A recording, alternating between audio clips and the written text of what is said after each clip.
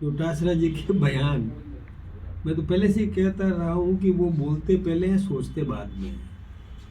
ये उनकी जो स्थिति है वो, मतलब उनकी इन विचारों पर भी दया आती है कि क्या बोलते हैं वो।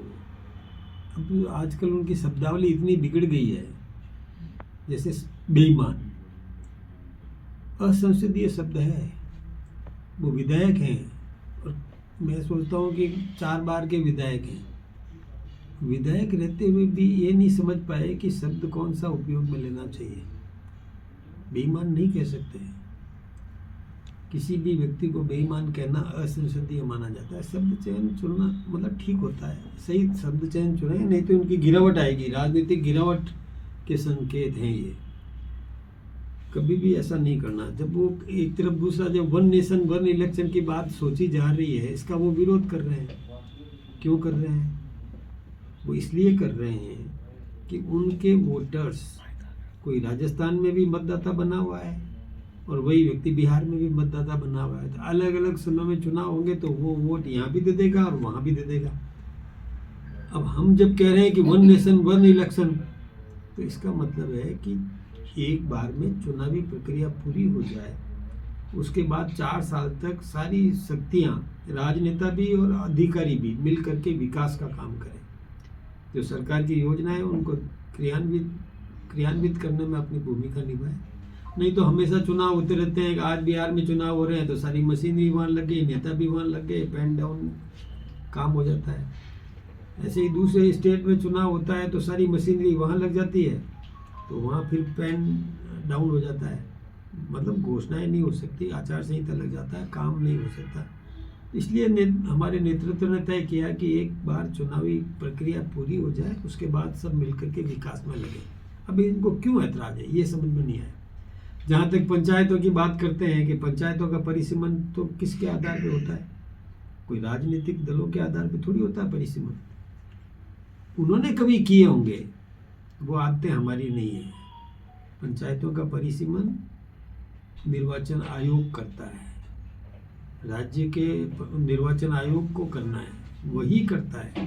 अब ये भूल जाते हैं, उनको ये पता नहीं क्यों मन में डर बैठा हुआ है कि अपनी आदतें जैसी थी वैसी आदतें वो हमारे बारे में सोचते हैं।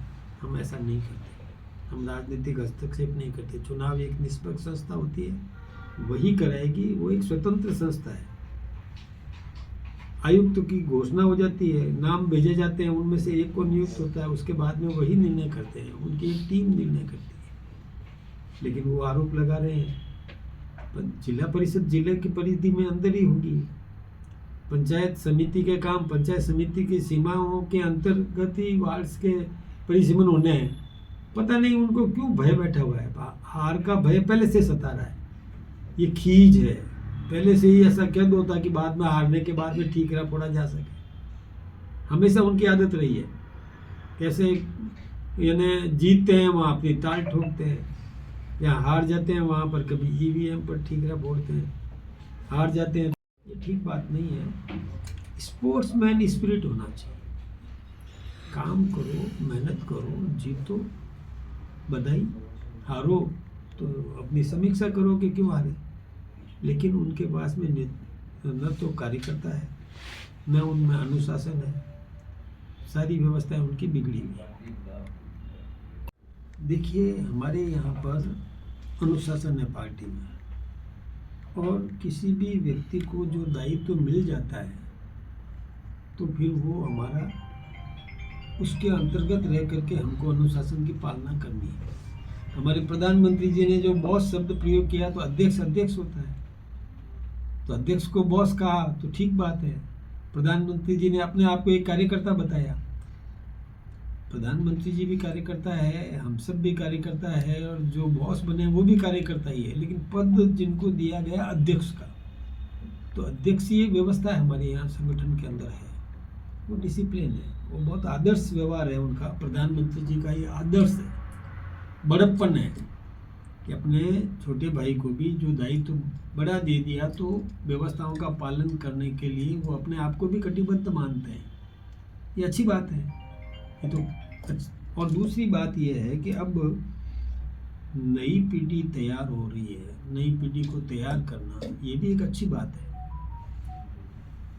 जहाँ तक हमारे आदरणीय नितिन नवीन जी की बात है, तो उनकी पारिवारिक पृष्ठभूमि भी ऐसी रही है कि उनके पिताजी भी कई बार विधायक रहे, लगभग 7 बार, जो जैसा मैंने सुना, और वो भी 5 बार के विधायक हैं। तो राजनीतिक अनुभव है। पूरा मंत्री रहते हुए एक किस प्रकार से काम करवाना चाहिए ये भी वो जानते हैं, वो भी अनुभव उनको है, और संगठन की सोच है, संस्कारित कार्यकर्ता है, और बहुत अच्छी बात है। ये नितिन नवीन जी जो हमारे राष्ट्रीय अध्यक्ष बने हैं, तो निश्चित रूप से संगठन और मजबूत होगा। पहले के अध्यक्ष आदरणीय नड्डा जी ने जो जिस प्रकार से बात कही, वो भी एक आदर्श है। आज उनका भाषण भी आदर्श भाषण था। आदरणीय प्रधानमंत्री जी का भाषण भी बहुत अनुकरणीय था, बहुत मार्गदर्शक भाषण था। उन्होंने कई बातें कही, ये हम सबके लिए एक पाथेय के रूप में काम करेगा। और इन्होंने भी, नितिन नवीन जी ने भी अध्यक्षीय कार्यभार ग्रहण करते ही जो संदेश दिया, युवाओं को दिया, युवाओं को भी कहा कि राजनीति से दूर रहने की जरूरत नहीं है, जागरूकता जरूरी है, ताकि निर्णय सही कर सको, सोच सही हो सके। तो जागरूकता युवाओं में भी होनी चाहिए। बहुत अच्छी बात है। ये सब हमारे लिए तो एक अनुकरणीय काम हुआ। हमारा संगठन मजबूत होगा।